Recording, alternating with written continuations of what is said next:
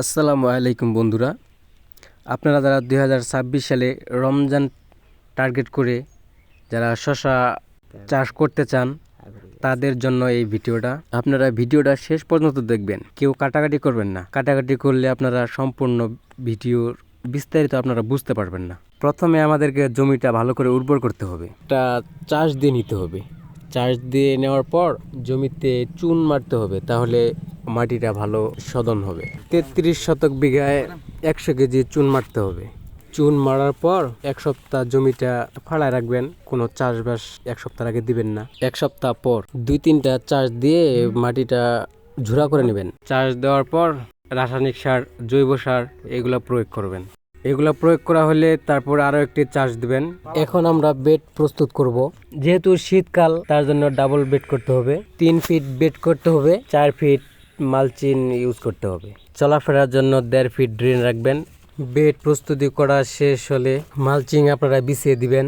Mulching বিছানোর সময় আপনারা একটা জিনিস খেয়াল রাখবেন, ব্ল্যাক কালারটা নিচে রাখবেন আর সিলভার কালারটা উপরে দিবেন। প্রথমে এক সাইড ব্লক করে দিবেন।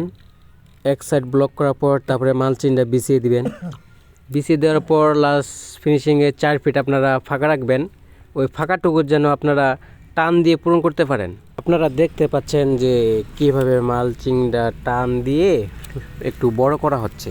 এর ফলে মালচিংটা টাইট থাকবে, ভিতরে বাতাস প্রবেশ করতে পারবে না। যেহেতু এখন শীতকাল, প্রচন্ড শীত, তার জন্য 2 সাইড ভালো করে মাটি দিয়ে দিতে হবে, যেন ভিতরে বাতাস প্রবেশ করতে না পারে। অলরেডি আমাদের বেড করা শেষ।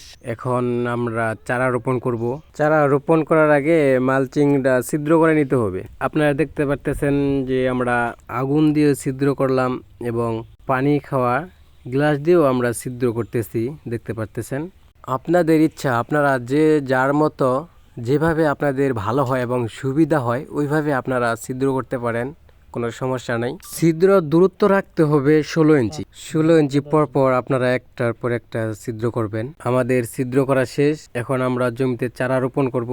আমরা কি কি জাতের চারা রোপণ করতেছি, এখানে আমরা 4টি জাতের চারা রোপণ করব।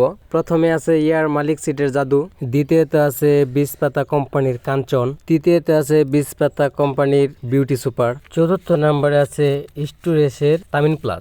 আমরা এখানে 4টি জাতের চারা রোপণ করলাম। আপনারা এগুলো রোপণ করতে পারেন এবং আপনাদের যদি এর থেকে ভালো বীজ জানা থাকে আপনারা ওগুলো লাগাতে পারেন, আপনাদের ইচ্ছা। আমরা এখানে আপনাদের শুরু থেকে শেষ পর্যন্ত কিভাবে বেড করা হয়, কিভাবে মালচিং বিছানো হয়, চারা রোপণ করা হয়, আপনারা সব বিস্তারিত দেখলেন। এরপরে আপনারা দেখবেন পার্ট 2।